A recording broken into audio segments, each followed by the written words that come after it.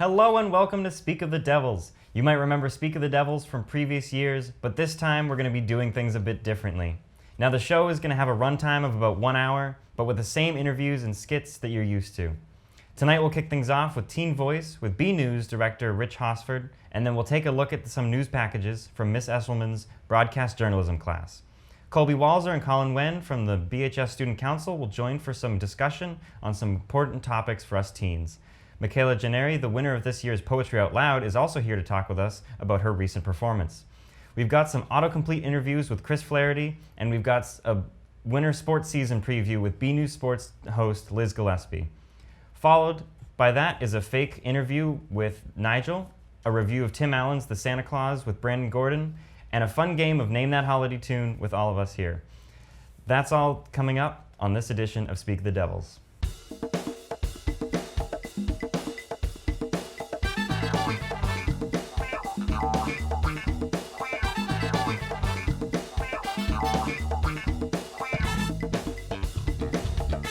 Kicking us off today, we have Teen Voice with BNEWS director Rich Hosford, so let's welcome him to the studio. Well, thank you very much. Hello, everybody. Hello. Hello. Hi. So what we're looking to do in this segment is kind of just get your thoughts about, things going on in the world today, mostly in politics, but a couple other subjects. So as anybody who has turned on any news television show, any news app, any newspaper, if people still read those. You turn on newspaper? My parents. Well, you don't turn them on. But open the newspaper. Yep. You'll see that there's been pretty much nonstop coverage of the Trump impeachment Yes. Yeah. debates in the House. Then now they're going to be moving to the Senate. So where we are now is, as I said, the House did pass, and now the articles of impeachment will be sent to the Senate, where they will have a trial and decide whether or not to remove the president. Now, the House is controlled by the Democrats, the Senate is controlled by the Republicans, so it's a lot of people thinking that it's not going to happen. But just to start off, in general, what are your thoughts about all of this? Well, I think that it's difficult because anyone can see it either way. Right. I think that's the an issue, is that there's a lot of ways that you can, if you look at it the right way with the right lens, you can be like, this is how it went, or this is how it went, kind of thing. So I think it's hard to convince people of one way or another because it's hard to change views on something as complex as this. Right. Especially since it's so overcomplicated, there's so many different perspectives that can be taken, so that you can see what his actual goal was. You don't really know, and he's not completely honest about everything that he says. He's hiding stuff, as shown through his obstruction of Congress. He's still hiding things, so there is no real way to know exactly what the perspectives should be. Right. Now, the government is set up to have co-equal powers, right? Yes. Yeah, we all remember that Yeah. Checks and balances. from elementary school. We got that. So do you think that just simply a president saying to another branch of government, you have no power over me, is enough to justify him being removed from office?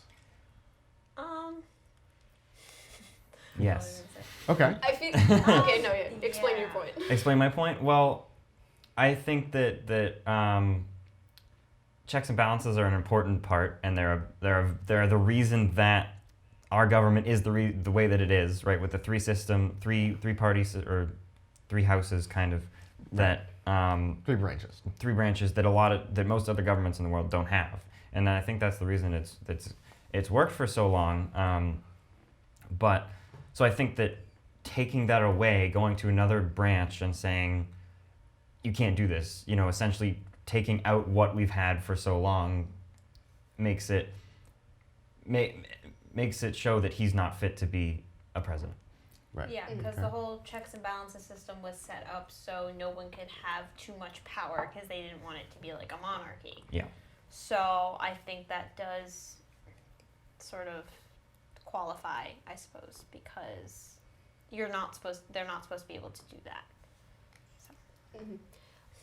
I do agree with both of your points, but also if it's just that he's saying don't do that, the Congress can have their own power as well, and they can have the power to disobey him if they believe in these checks and balances.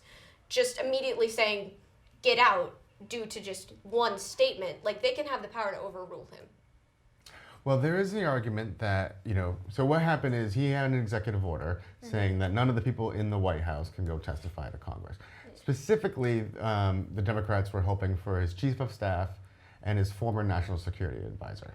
Now, they could, as other people who did testify, all those long hearings that we had in the last couple weeks, Yes. a lot of them kind of went against the president's will to do so, but they're not really the key players that the Democrats want. Now, what the Republicans are saying is that, okay, yes, we have co-equal branches of government, and there's a third one, the courts. If Congress really wanted to get these people, they could take the long process of going through the court system to see if the courts would enforce a subpoena. Now, they chose not to do that, mostly because it would have taken a long time, and as we'll discuss in a little bit, we're in an election year. Yeah. So any other final thoughts on this topic before we move on to the next one? Said it all. Okay. Pretty good. So another one, big debate is gun control. Yep. There's some people who, want to see maybe an assault weapons ban. One of the candidates who has since dropped out said, that he would actually like to go after and try to anybody who has an AR-15 to take it away from them. Others kind of want a different buyback program, incentivize people to get rid of their high capacity firearms. What are your thoughts on, anything related to gun control? Even every day up on Instagram, I see all these posts where it's like, oh, these kids die from uncontrolled gun usage and stuff. There's all this stuff, and it's horrible. But at the same time, you see them, and most people would just scroll past them. So I feel like those aren't the best way to get to us. But like the gun control thing is definitely a problem, but I don't think it's like. Never mind. I lost my train of thought. So I I just do. only know where I was going. I do believe that guns should be banned, and if not banned, that they should have a lot more regulations behind them. Similar to what she was saying, I do see all these Instagram posts talking about like how much like all of this happens, like how many school shootings happen, and seeing like the stats on the news and stuff about like how many more school shootings we have than other countries and stuff. It's terrifying. Right. It's incredible to see that we have no regulations on this, and that stuff like this can just happen all the time. Yeah. This isn't happening in other countries that don't have this regulation, so that we need to like stand more on this and like protect people. I think it's too late. I agree. I think it's too late. I think that a lot of countries don't have this problem because they have regulations and, more of a society that doesn't deal with this kind of thing more often. But as America being the gun country of the world, if you will, it's like we've had this problem for a while, and I think it's hard to take away something from people that they really like in such a large scale. Yeah. You know what I mean? So I think that it's a big problem, and I think that there should be more regulations, and people should get their guns taken away from them to a certain extent. But I think it's not going to happen because it's too I difficult. don't know how they would go about that, because it's not like they could go to every single person in the U.S. home Yeah. and be like, do you have a gun? Oh, let's search your home to take away the gun. Yeah. Like, I feel like that would almost take away too many resources. Like, I feel like the way you would want to start would be like to take away, like to make more strict laws about having to like buy a gun and that Yeah. kind of thing, Yeah. and then go into the sort of where you have to figure out like who has gun permits and who doesn't. Yeah. Right. That is a big issue because, there are statistics saying that there's, far more guns than actual individuals in this country. Yeah. So obviously it's some people who have a lot of them. Yeah. Yes. The But average of guns is more than the people, so yeah, obviously. Yikes. yeah, exactly. All right.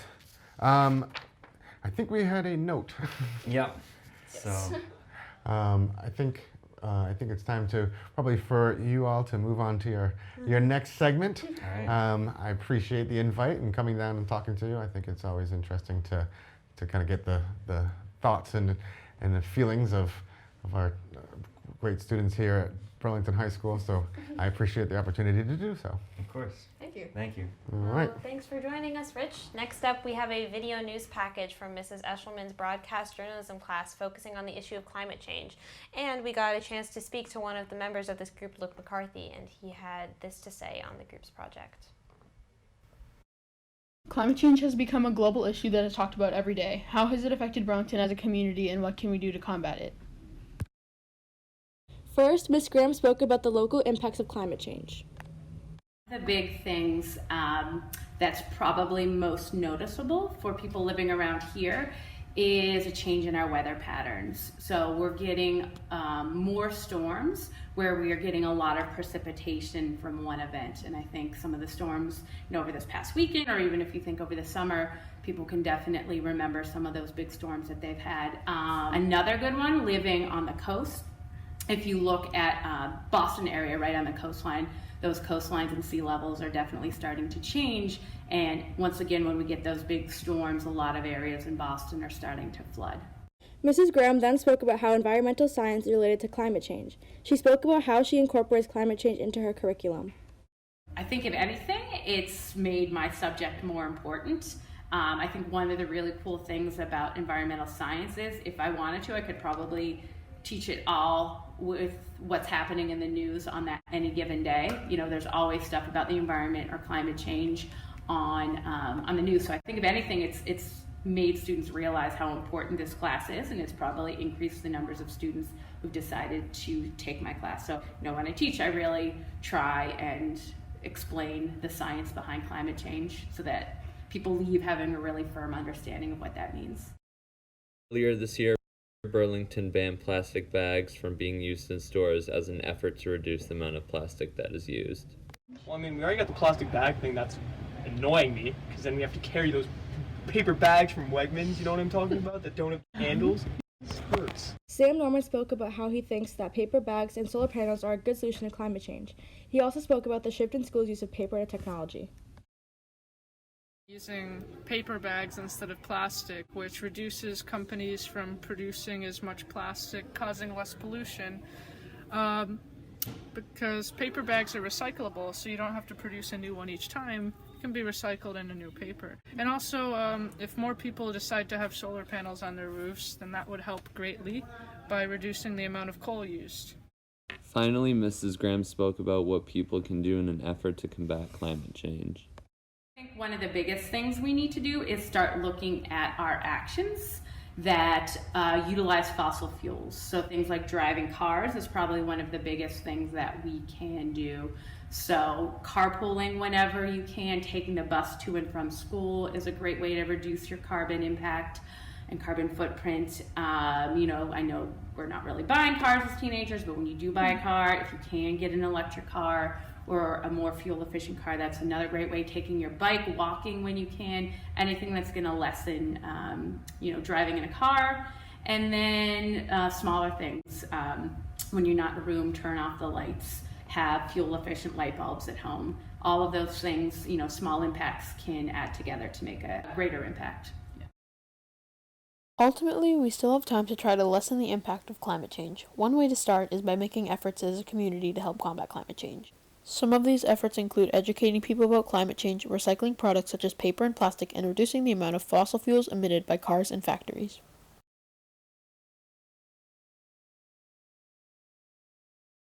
And we are here with Luke McCarthy from the journalism class. Hi, Luke. How are you doing? Hello. I'm doing good. That's you? good. That's good. I'm good. So we got some questions for you here. All right. The first question is, what inspired you to tackle the topic in your video? We were handed a list of different topics we could choose from. Some of them were certainly more out there, like wind turbines. Wind turbine. Okay. That was an option. Well, alas, we did not choose it. We ended up picking climate change because it's obviously a very current issue. Sure. You've seen Greta Thunberg. Yep. And all Times of that. Person of the Year. Times Person of the Year, indeed. She came over here on a sailboat, if I'm not mistaken. Good for her. So yeah, it was a very current issue, and we decided, hey, well, let's do something that's pretty relevant and people are interested about, unlike wind turbines, which I'm sure are great renewable sources of energy. Well, yeah, that's a subset of climate change. It is, yeah. But interest in wind turbines run a little low at the moment. All right. What did you learn about broadcast from producing your video? I actually knew a little bit about broadcast going into journalism, because I have learned some stuff from here, and then I am going to school to major in broadcast. Oh, so you might know a thing or two. Yeah, so I knew a little bit. Well, what did your group learn then? What was some overall experiences that you had that enlightened some kids? Definitely getting enough B-roll to fill kind of like blank gaps in narration, because truly B-roll is nearly the core of, very nearly the core of a video, because you can have an interview, but human attention span just kind of, they'll tendency to wander off if something goes on for too long, so it's nice to have the changes. And the other big thing we learned is levels of audio. Yeah, that's an important one. You gotta make sure they all match up, because otherwise 1 minute's really quiet and then the next minute's blaring loud, which I remember when our videos were actually played back in class, there was a sound effect played in someone's video and it was like very blasting, and our teacher was kind of like, whoa. So that was a little funny to watch, but it was definitely the reminder to balance the audio. Yeah, definitely. And our last question here, or not really a question, but I would like you to tell us how you applied what you learned from your broadcast experience to the video. Again, back to audio leveling, making sure everything is all nice and neat in terms of audio, because the last thing you want is something that's going to deafen people and then instantly switch to, oh, I can't hear it at all. Camera angles, that was definitely another one. You don't want to have like constantly switching between all different angles. The rule of 180, that was also talked upon, but I think we didn't use it as much because we didn't switch from interviewer to interviewee. So those were two things that I probably will be applying very, very soon. All right. Well, thank you very much. It was great to talk about climate change, as it is a big issue at this point. It is. And we are going to go back to everyone here in the studio. We'll see you there. All right. Well, thank you, Luke, for that interview. But now we have some members of the Student Council here with us today. Can you introduce yourselves and tell us what roles you have in the Student Council? I am Colby Walzer. I am the Executive Board President of Student Council. And I'm Colin Wynn, and I am the Executive Board Secretary. All right, sounds good. So we're gonna have a chat about a couple things here. Our first topic of the day is college applications. So for a lot of people, college applications are finally over, which means that the struggle process that we were put through is fresh in the minds of a lot of people. As students just start to dig into their studies at the beginning of their final year of high school, we're hit with a wave of responsibilities and decisions that will affect the rest of our lives. This is a daunting process for many as they are trying to impress the colleges, keep up their grades in school, balance a social life, sports, and other personal activities. We're here to talk about that today. So are college applications too time consuming nowadays for the average high school senior? For me, no. Maybe for other people, but I think if you want to go to a college, that the process can be worth it. I'm not going to comment on if the system's fair, but well, sure you can if you don't think it's fair. I don't think it's fair. Yeah. But I think that if you want to get into a college, I think the process is reasonable. Yeah, I was going to say, I think, so me personally, I haven't finished most of my Common Apps. I'm going to be applying regular decision for my schools. And I'm working through the process now, and I think the only difficult part may be the supplements. I think thanks to the Common App, everything's there for you. You just fill it out one time, and then special schools or specific schools, you got to do more work, but it's not like you're going to have to spend an entire week dedicated to it, you know what I mean? So I feel like it is manageable. I think throughout the entire process, I've been confused of what I need to do. I am capable and willing to do the work to get everything done, but I think that I don't know what I need to do most of the time. I think I'm close now, maybe, but I just think that there should be a little more of an outline about like this, and this kind of thing would be super helpful for me at least. Yeah. As the only junior in the room who hasn't applied to college yet and won't for another year, I mean, I see all my friends who are seniors and you guys are all stressed beyond, and even after you apply, it's the stress of am I going to get in somewhere? And that first college you get in, that relief you feel, but it might not be your dream college, so then you have the weeks and weeks of waiting of just do I get in? am I going to a place I want to be for the rest of my life? Am I doing what I want to be? And I'm terrified for next year. Yeah. Like, I'm already stressed. Like, my mom is already like, oh, have you looked at this college? Have you looked at these programs? Like, what do you want to do? And it's even from like freshman year, I was scared. I'm still scared. I feel stressed, not all the time with the process, but I feel stress usually in like what errors I make rather than what comes from the process itself. Because I know there were like, I want to say like 2 times so far where I just forgot a deadline was like the day after, and I just had to like pound through it, and I was just like, I don't like this. This is not fun. Yeah. Does anyone want to write all those essays? Yeah. Though? It definitely could be a little simpler, I feel like. Or like it depends, like, not, like, obviously they look at your grades and stuff, but then they also, like, look at the essays to determine if you get in. So there's that stress, like, if you're not a good writer, like, you have to bang out that essay that's, like, perfect, and it's got good grammar, and it's interesting, and, like, all this stuff, and, like, if you're not good at writing, that's, like, really hard, and then it's, like, all it depends on, so, like, you're like... What you mentioned about the essays, I think is really interesting, because for Colby and I, we're both in the same English class, and our teacher, Miss Belarzik, first assignment was really to do the college essay. Yeah, me too. Yeah. I know that is a thing, Uh-huh. but like even for like the supplemental essays and Yeah, that's different. just like the college essay, like the main one that you have to write, I feel like in general would be like really hard because like you want to make it perfect and you want to show your personality through it and all this stuff, but like you have a limited amount of space and like you got to make every word count. Yeah. I think one of the good things, like Ethan, you also had an English teacher go over your college essay. I think that's one of the, one of the easier but more effective ways of making sure that gets done.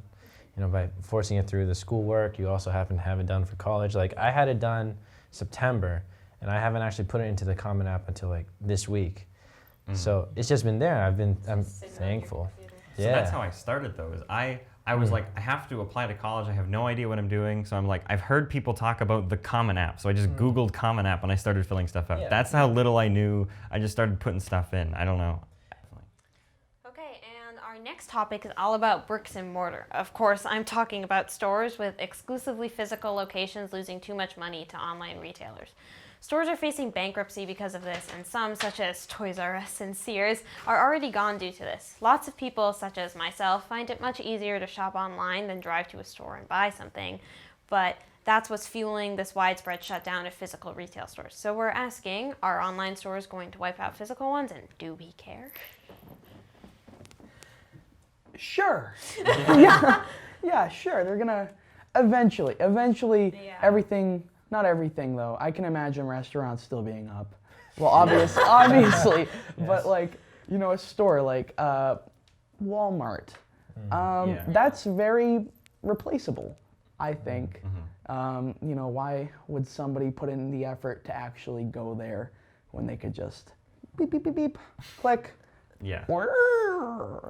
That's a sound effect is that how of Amazon a door works? opening. Oh, I see. Okay. Yes. I was gonna say, Yeah. I feel like even now I use Amazon for like most of my things. Yeah. Like I would occasionally go to the mall and like if I need something, it's like, oh, Amazon.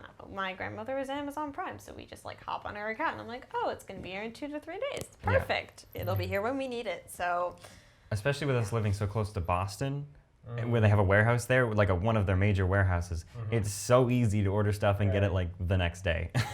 And so it's like, even if you have to wait one day, it's better than like having to take up your own time to go to the store and figure it out. And then most of the time they don't have it at the store or anywhere near you, so you just get it from Amazon because they have everything. So that's why I find it easier. I think, it for me though, I'm not a big shopper as it is. So online shopping has never been a big thing for me. But I think it's very convenient. I think it's great. But when I do go shopping, I do prefer to like, whether it be food or clothing or anything else, I like to see it in person, because people, they lie sometimes on the internet. So I like to see it in stores. But I think physical stores, unfortunately, will be replaced eventually, and it's a little bit sad. But I think stores for sure that sell clothes are the main. yeah, I think they'll be more prominent. Like they'll go away later because like I feel like there would need to be like a specific way to find measurements. Yeah. Right. Okay.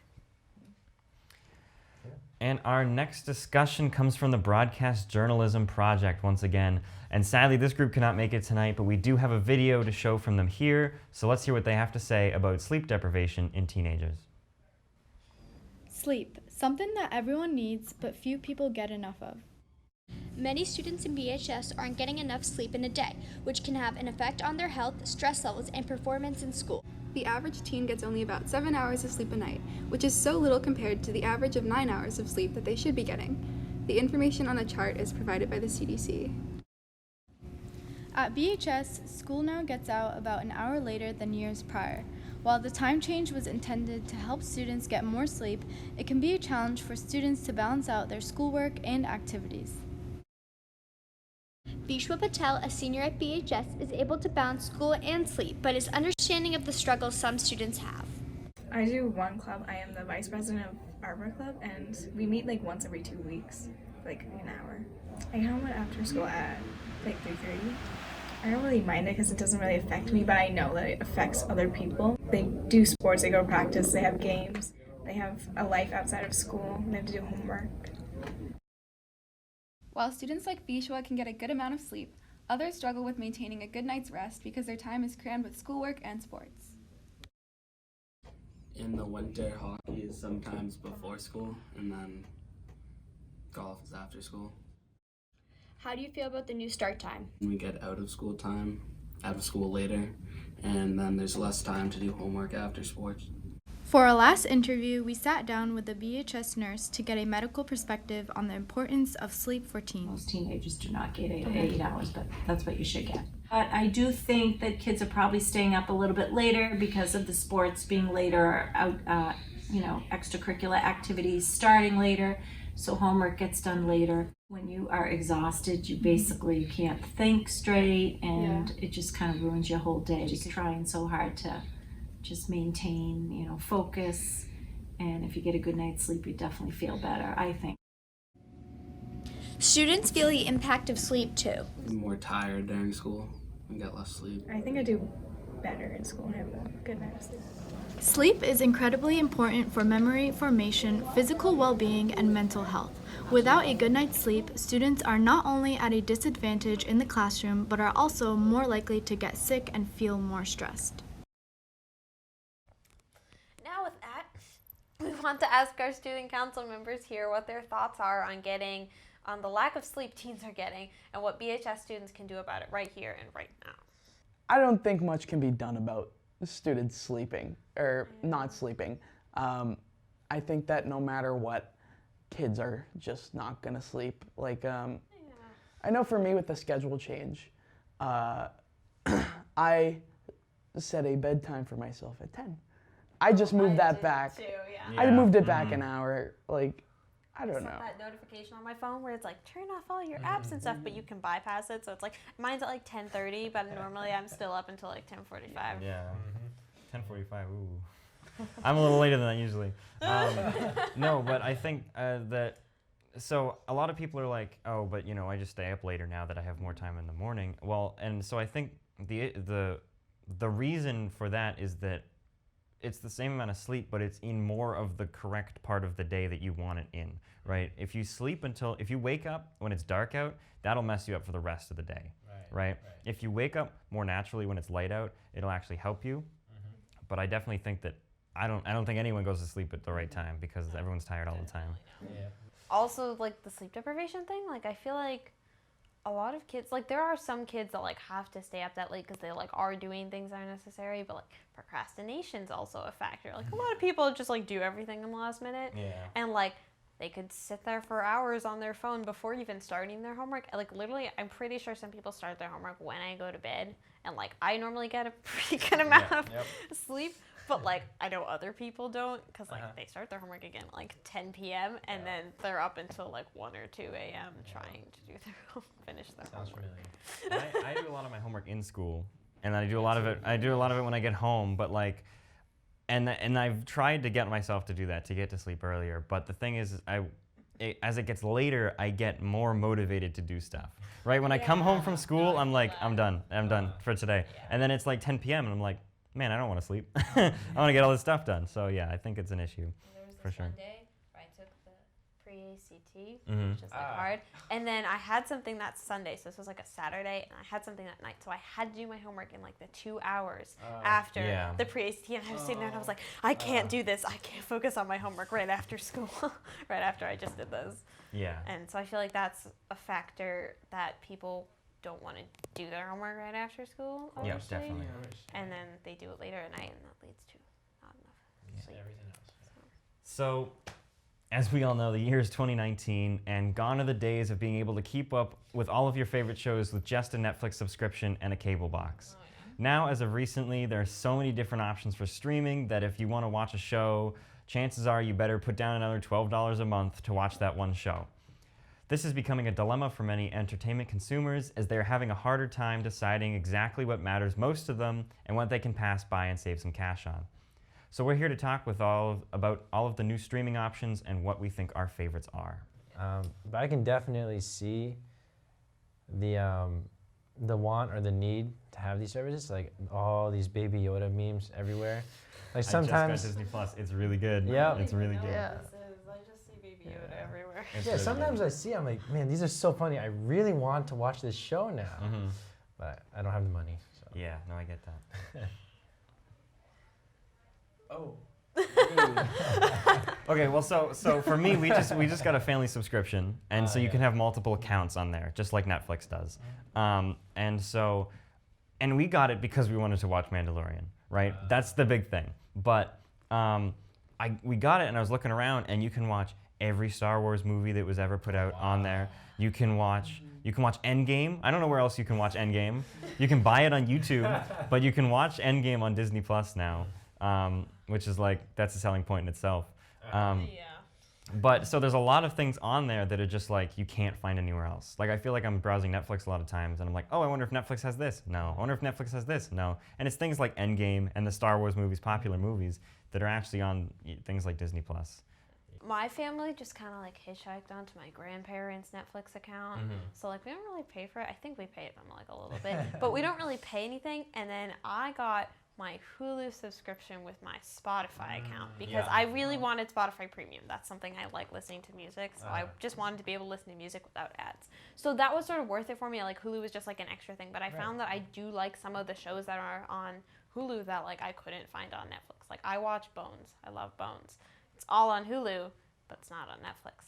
So like you gotta balance it up. But then some are on both of them, so you're like, which do I watch? There's not a lot of overlap though. Yeah, there's for contract reasons. Yeah.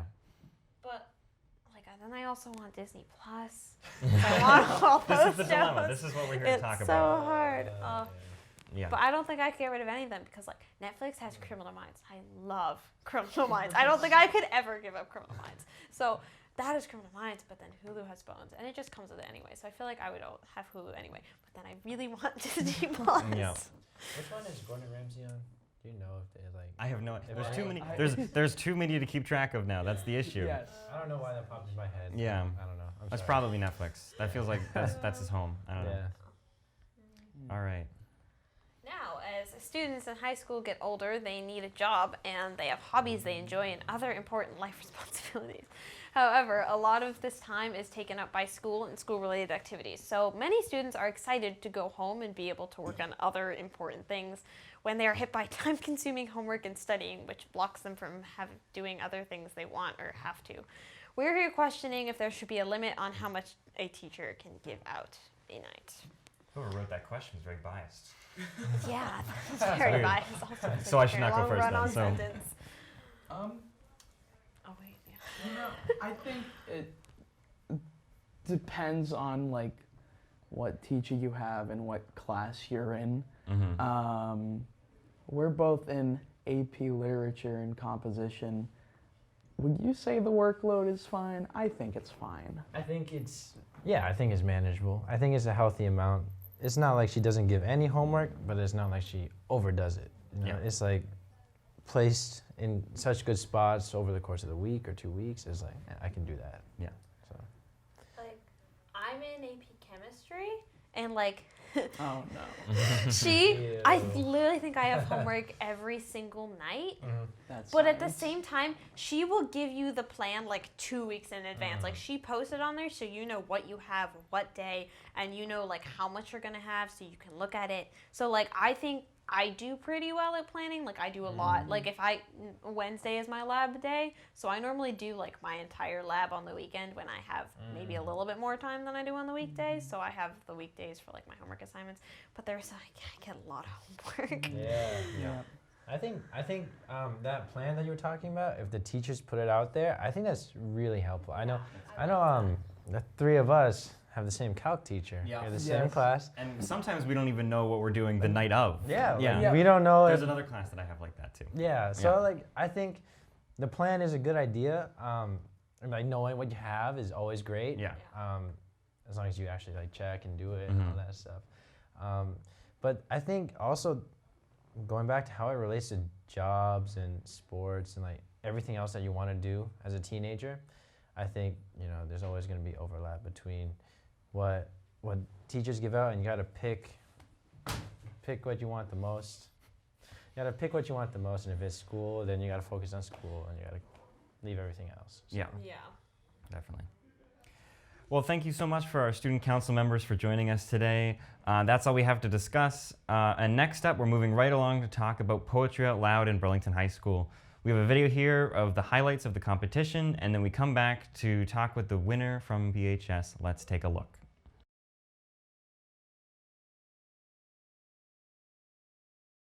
Sometimes I say I'm going to meet my sister at the cafe, even though I have no sister, just because it's such a beautiful thing to say.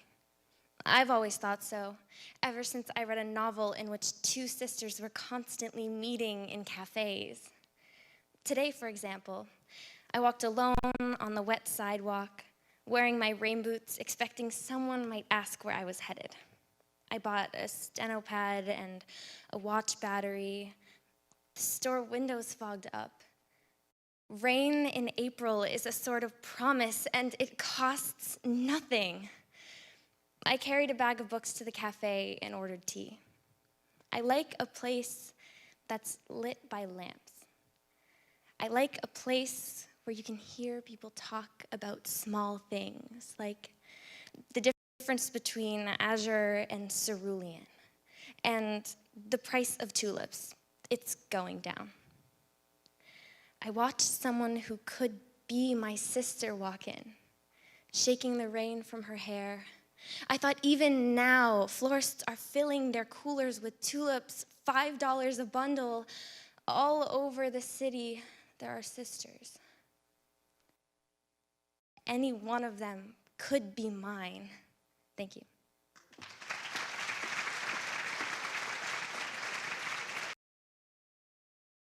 We're back here with Mikala Gnerre, the winner of Poetry Out Loud this year for BHS.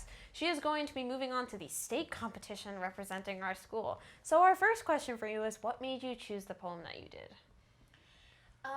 So the first poem that I chose, the Emily Bronte poem, Why Because the Dazzling Sun, I chose because I had actually found it my freshman year. And I decided to go with a different one of Emily Bronte's poem because at the time I felt my maturity level had matched that one better, and I could connect to that one more at the time. And for some school requirement for my class last year, I couldn't pick it, and it just felt like the right time, so I was very excited for that one. And More Lies by Karen Gottsched, the second one I memorized, I chose it primarily because I needed an under 25 line one. Yeah. I did. So I was limited in that sense. But I read through a lot of them, and I spent a very long time picking my poems because it's very hard to perform something if you can't relate to it in any way. Yeah. There are so many poems on that website. There are so many. Scroll through and you're like, I pick a terrible one every year. You can I don't spend a lot of time looking at it. Yeah, for sure. So that leads us into our second question, actually. What exactly would you credit your success to in this competition, and what tips would you give for people like me, or I don't know about you, but I don't do so good. Okay. I've gone to semifinals every year, but I'm always like at the bottom of semifinals. Oh yeah, no, I haven't. That is not me at all. I don't make it anywhere. Yeah. So what tips would you give for people? I think my first one, if it's not too obvious, is that like to recognize it's difficult. I do compete poetry on our slam team, and I've been doing that since my freshman year. I've been reciting and performing, and it's just something that you have to kind of desensitize yourself to, in a sense. Also asking for help from people who know what they're doing. I have asked so many teachers, and I definitely credit Miss Janovitz and Miss Graham and Mr. Hill and the librarians and my mom, like people who have experience performing and who know how to help you. They can really kind of put you at ease. And again, just back to picking a poem that means something to you.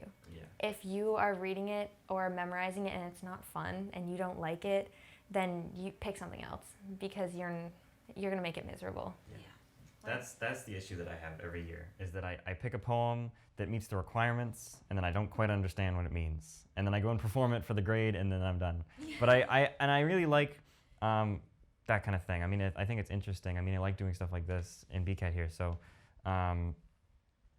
it's definitely something I like doing, but it's not something I put a lot of effort into, which I feel like I should do more. But I'm out of time now, so. Yes, but you have another year. Yeah. I think my problem is like I can memorize it easy, and I normally pick a poem that I like. Like I could spend like an hour on that, just like scrolling through doing that. But my problem is that I don't really know how to perform it, or like I get so nervous before I go up, and I just like I'm sweating, and I'm like I can't do this. My heart beats fast, and I don't have stage fright, but I have that portion of stage fright. So like, how do you deal with that?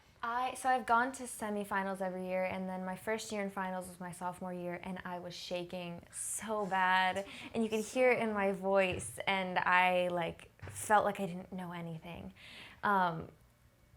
But honestly, this year I just kind of, there were some nerves, just more that I put on myself, being afraid of messing up and just knowing how hard I had practiced.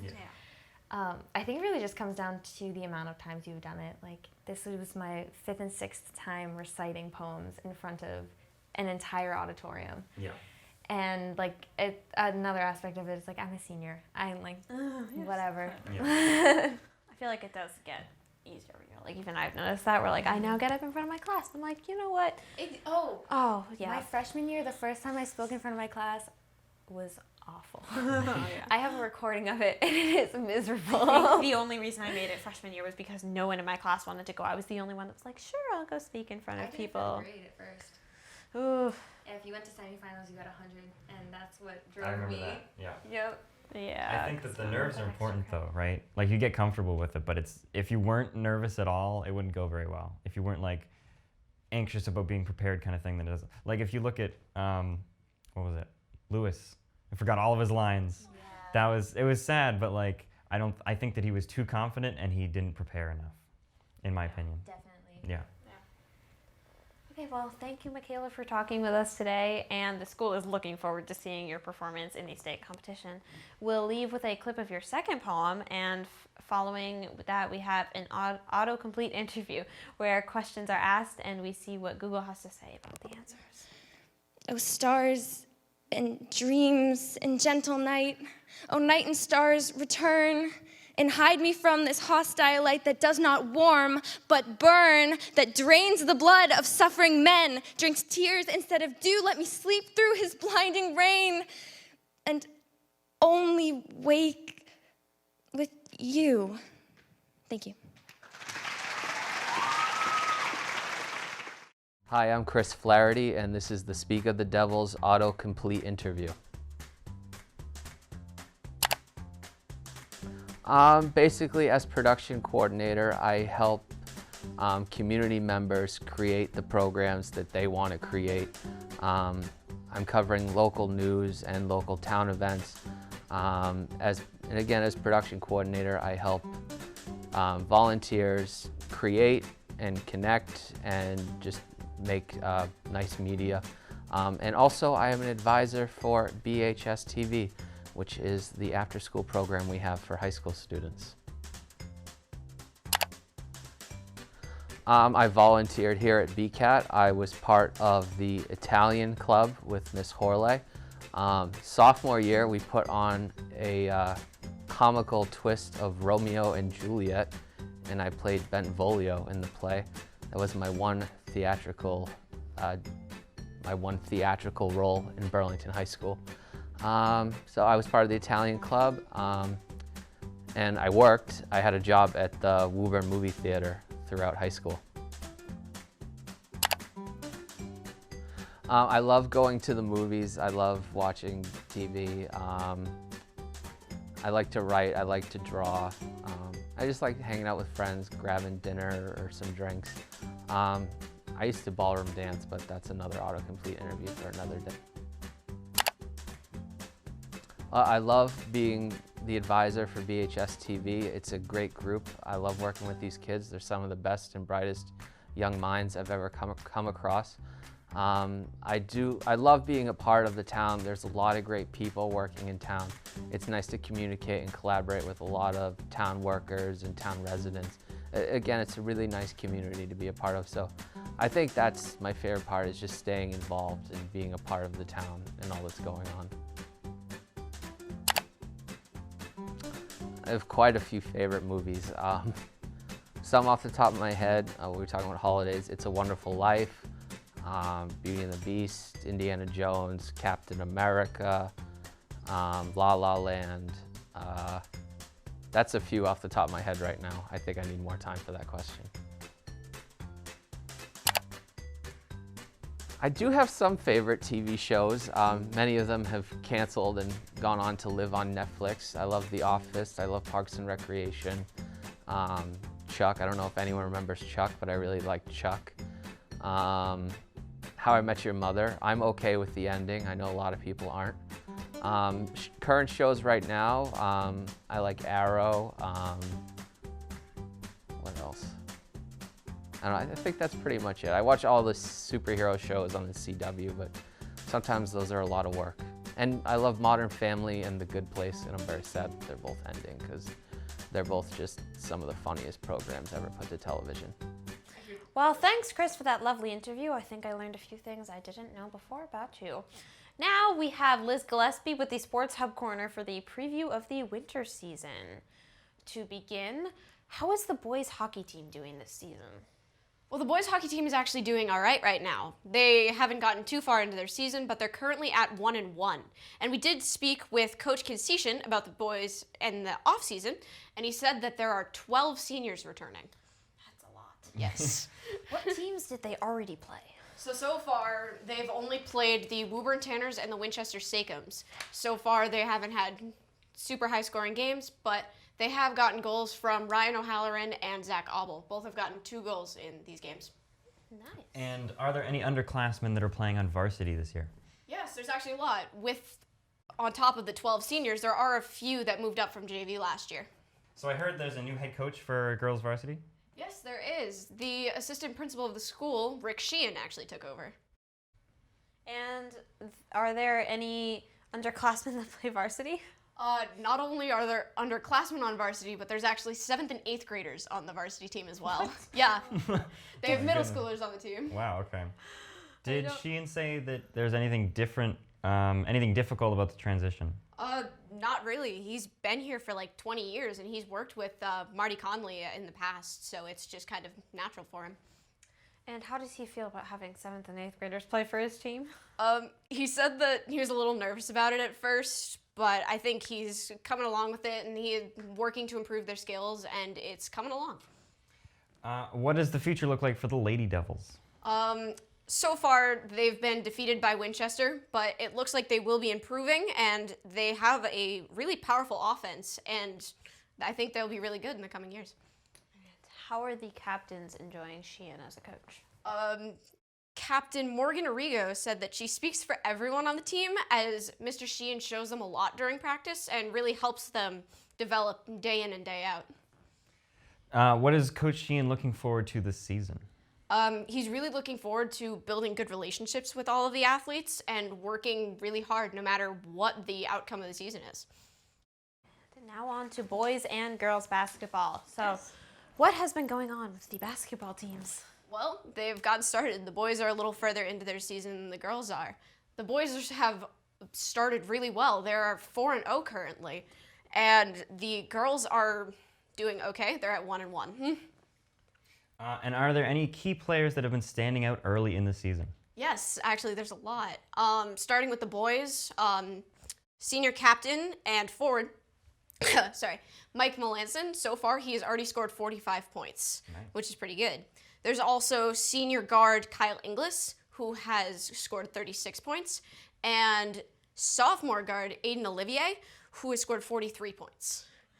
And then going to the girls, there's I forgot one more of the guys. Sean McLaughlin scored 10 points as well. So going on to the girls, there is junior Marina Callahan, who has scored 24 points so far this season. And there's also Kelly Joyce, one of the captains, who has 21 points and has had 12 rebounds so far. And finally, newcomer Olivia Pena, who's a freshman, has already scored 10 points in their game. Wow, that's good. Yeah. And as a freshman, that must be a lot of pressure. Yeah. So on to boys wrestling. What has the boys wrestling team been up to? So far they are 2-2. They won in a quad meet against Canton Everett, and they lost to Tingsboro and Watertown. And what are their athletes who have been doing well for the Red Devils?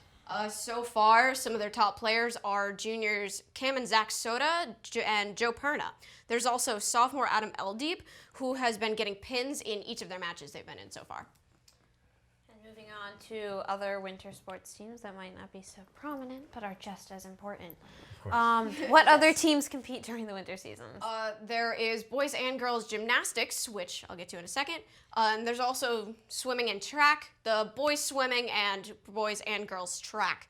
So recently, actually, we went down to the BHS Gymnastics Center and talked to assistant coach Jordan Marino, as well as the senior captains Sam Gillis and Anthony Semeraro. We highlighted them in the player spotlight, and we also talked to Mr. Marino about the upcoming season.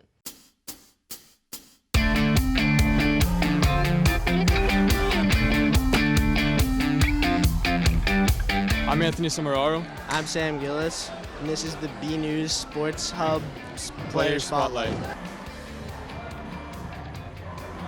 Freshman year, one of the seniors talked me into the sport, and it seemed pretty interesting. It was different. It seemed fun. It seemed like a challenge, so I was all into it. So. At the time, my cousin was the captain, and it just seemed very interesting. It's something I've never really done before, but it just seemed like it was going to be good cross-training. It takes a lot of conditioning and a lot of practice, and they all judge on like how you look. But the easiest part's probably just working together and just getting everyone like to get into it, and it's fun. Yeah. I agree with Anthony on the aspect of just keeping everyone together, because as you can win as an individual sport, the biggest thing is just our team score, and everyone's score counts, and it's all going to add up in the end. So just making sure everyone's doing what they need to do at practice and just making sure they're getting their stuff done is most important to us. Well, we always got to keep them on task, got to keep them focused, and if they fool around, we always got to be on top of that. We just got to be a leader to them, so to make them look up to us, and just we need to be role models for them. In the past, we've always had kind of the same amount of kids per each grade, but we have a large senior class this year, so the freshmen and the underclassmen are just doing a great job keeping up with the guys who've been doing the sport for quite a while, rather than coming in with no experience whatsoever. And there's only a couple of them, so it's good that they're all doing their best. I'm definitely going to miss just being in the gym during the season. It's definitely become just a fun part because it's something unlike really any other sport that you can do. We have a very diverse group of guys. They've all different sports in their other seasons or just no sports at all. And it's just good to get everyone together. For the last season, we always want to give it our all, and we always want to try our hardest. And as a senior, we always want to just really do our best and try to give ourselves a ring this season. So that's the goal. When they started as freshmen, we had seniors, we had juniors. And really where it starts is they come into the program and you look up to the upperclassmen. They had outstanding upperclassmen when they were younger. So when they shifted into a role where they were going to start becoming upperclassmen, they already knew what our expectations were for them as a team and as leaders. Now here we are years later, they're seniors, they're about to leave us at the end of the season, and they've stepped into the leadership role. One of the biggest things I'm going to miss from them, like any other upperclassmen, is the beginning of every year. The beginning of every year for different stages of the athlete pan out differently. For Sam and Anthony and among the other seniors, they come in already in shape. They're hitting the weight room, they're running, sometimes they're doing a fall sport. They come in here and it's kind of like they hit the ground running. They're not starting from ground zero. They're not starting from scratch. And so often we look forward to seeing the upperclassmen a week in already, picking up where they left off last year. Their leadership roles is another thing I'm gonna miss because you only get that from being in the gym for a few years. Those are the biggest things I'll miss.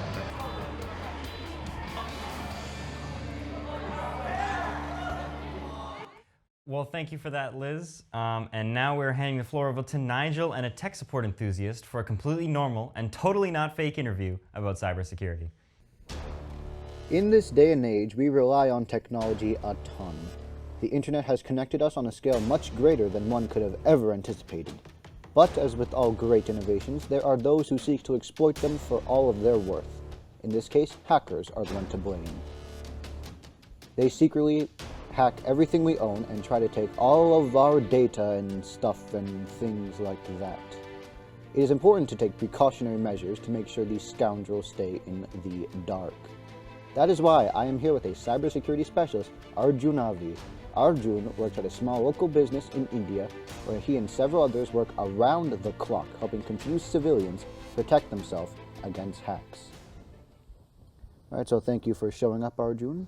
Oh, thank you very much, sir. I appreciate it. So to start off, can you tell us a bit more about your company and what you do? Oh, absolutely, sir. We got a very big company, hire many people. Boss, very good guy, very good company. We employ very good people to help you get a very good job done. Okay, thanks for telling me about that. So, I understand your company is called Totally Not a Scam Inc. Yes, sir. Totally Not a Scam Inc. Very legitimate, very good business. We are very honest people. Okay. How many customers do you guys get on a daily basis? Oh, sir, we get very many customers. You know, lot of viruses out there trying to hurt you, trying to hurt the people. We must protect ourselves, and we will help you protect yourself against these very bad viruses. Okay, thanks. Well, that's just incredible. Your company must get paid a lot. Yes, sir. We get paid in Google Play cards. Very many cards. Very good, sir. Google Play cards? Yes, sir. Google Play, like Android Google Play cards. Well, why? Is there any benefit for that? No, sir. My boss was trying to set up an account, and on the PayPal, and the PayPal called us like scam, very very bad. So that's why we have moved to Google Play cards. That's kind of sad. Yeah, it would have been a lot nicer, I'm imagining, if you could use like PayPal or something. Yes, sir. PayPal would have been very nice. Yes. So we believe that Google Play is very good for our business because not only do we get the cards, we can use them to buy many good things to help our business and to continue helping you. That is actually very smart. I like that. Thank you.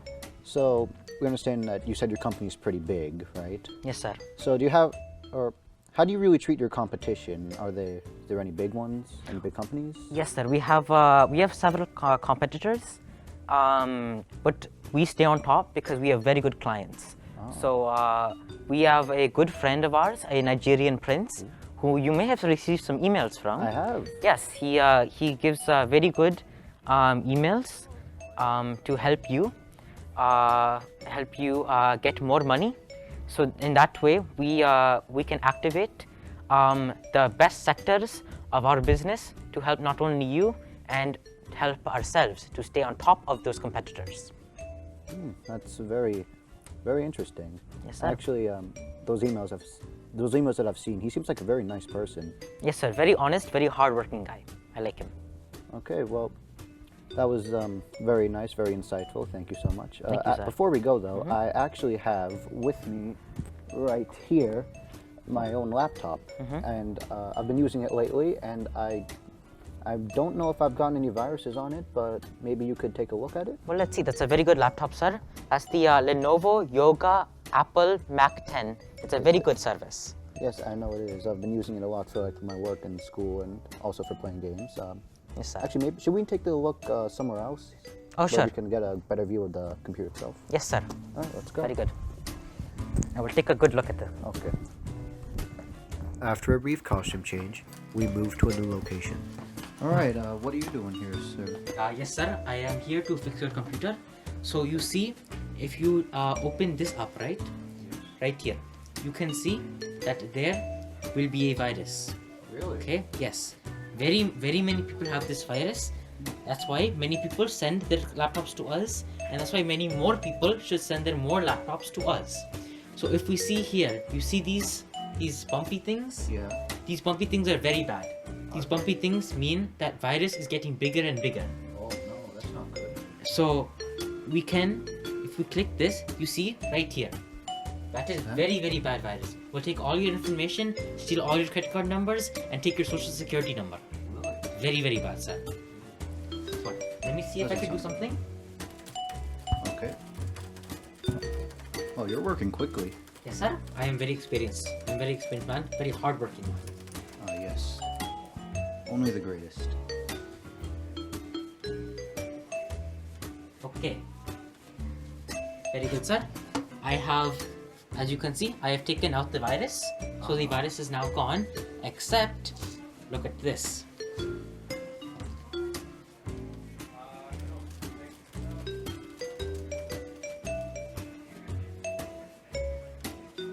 The virus is now back. It's very bad. Your computer is in very bad condition. That's why you must give it to me. I will go fix it. Okay, sir? Alright, so you're just gonna go like out in the hall and just Yes, some sir. stuff? Yes, sir. Don't worry, sir. It'll be all good. All good. I'll be right back, sir. Right. Don't worry. I got this. Don't worry, sir. I'll be right back, sir. Okay. Absolutely. Thank you. Wow, what a nice guy.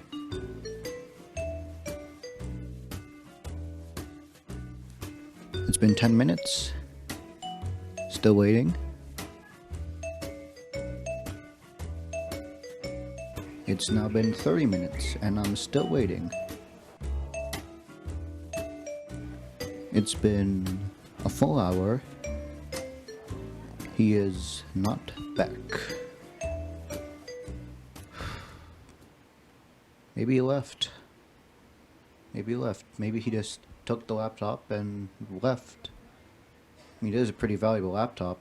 What do you say? Like Samsung, Apple, Windows, Lenovo, Yoga. Something like that. Probably expensive. I should go check, shouldn't I?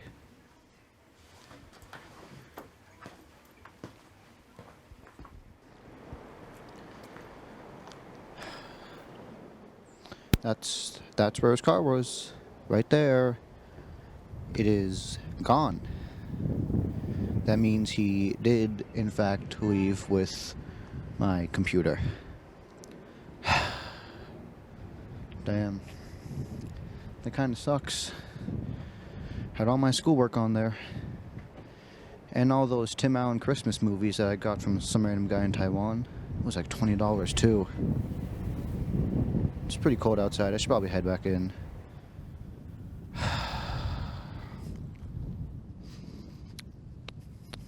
Well, if there's any lesson to learn here, it's that you shouldn't trust your private information with anyone, especially people you hire off Craigslist for $20.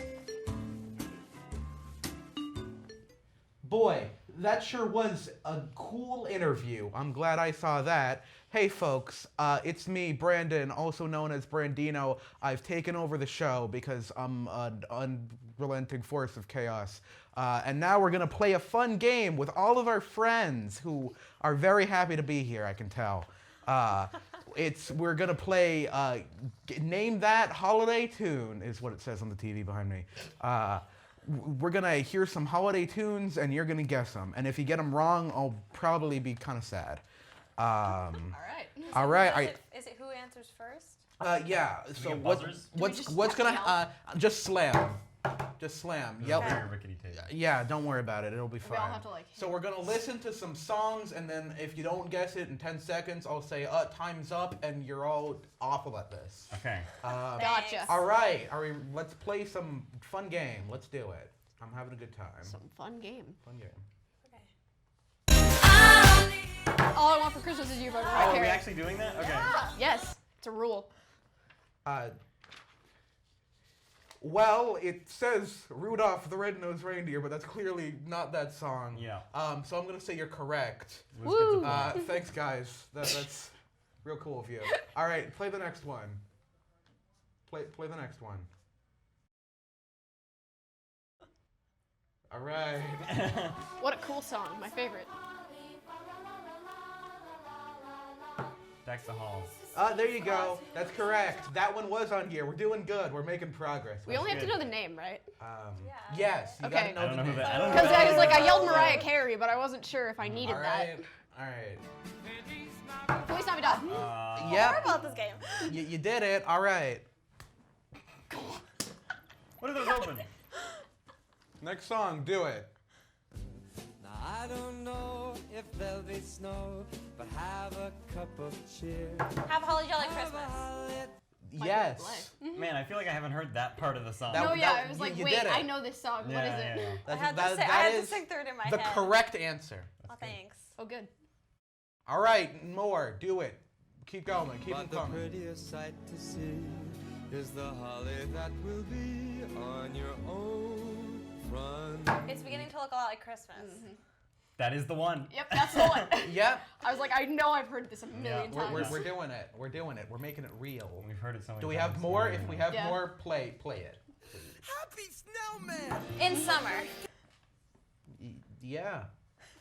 What is that? I haven't even heard It's of from it. Frozen. It's Frozen. Oh, of course It's it is. Olaf. It sounded like You're Olaf. scaring me a little bit.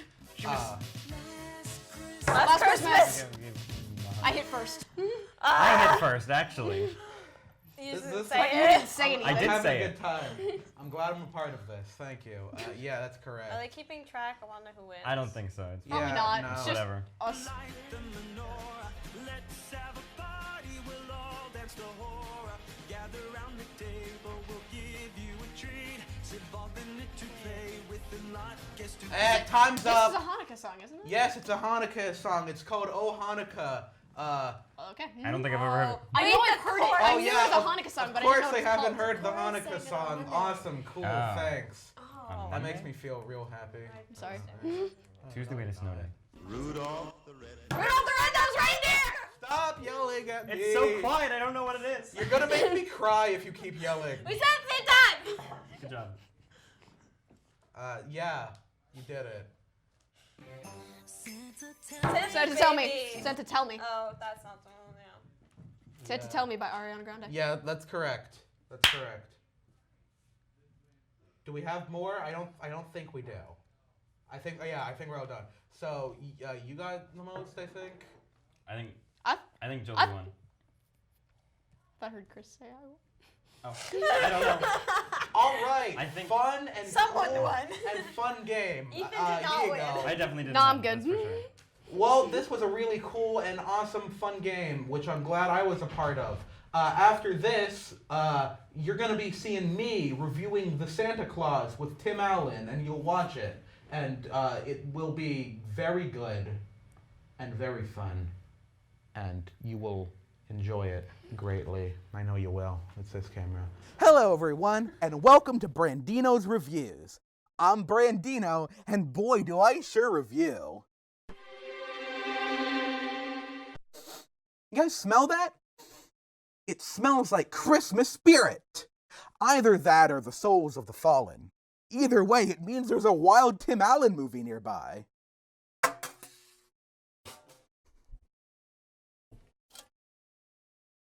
Thanks, Review Goblin. You have pleased me. Hey, look! It's Disney's The Santa Claus with Tim Allen. A movie where Tim Allen murders Santa in front of his child and then horrifically morphs into him to take his place. Because life is expendable, but Christmas is now. It really does get me into the holiday spirit. And, to stick with our themes of legal bindings, we have our own clause. Everyone, this is Garcian. He's here to sue me if I slip up. Say hi, Garcian. I'm in danger, aren't I? Anyways, let's see. So the movie is about Scott Calvin, who's a divorced dad, business owner, and generally just kind of a jerk. His son is staying over with him for Christmas, who for some reason really doesn't want to be there. Like normally in these sort of feel-good holiday movies, it's like the mean parent keeping the kid from seeing the cool parent. But no, this kid like really doesn't want to be here. By the way, Scott Calvin is played by Tim Allen, and therefore I will be referring to him as Tim Allen for the rest of the review. Because you know who Tim Allen is.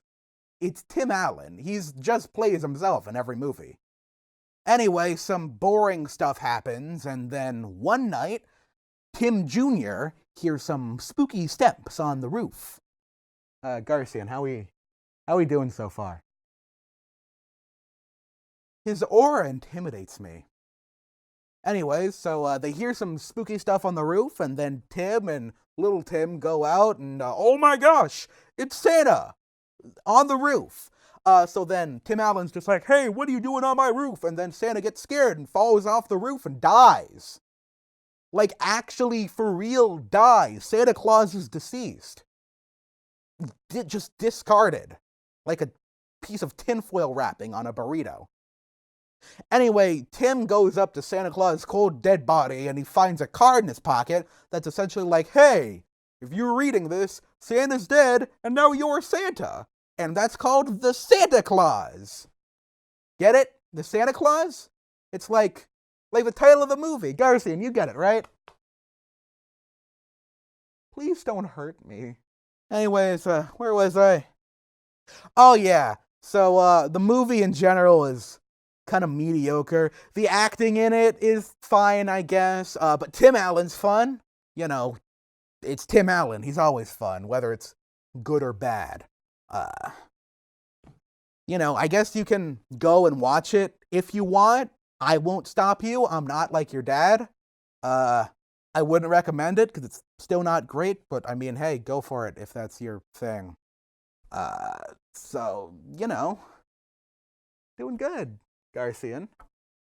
Doing pretty good. Anyway, that was my review of Tim Allen's The Santa Claus. It's, you know, not that great. 4 cease and desist letters out of 10.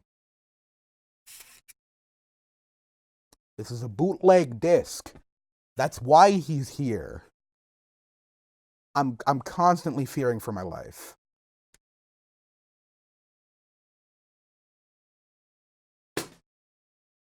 The evil is defeated. Well, Brandon, that was quite an interesting movie review. And with that, we are at the end of our program here for this quarter. Thank you to everyone that has helped out with this episode, everyone that has made segments, everyone that came on to interview, and of course, all of the student and adult crew here at BCAT. We hope you all enjoyed this new format, and we will see you again in March.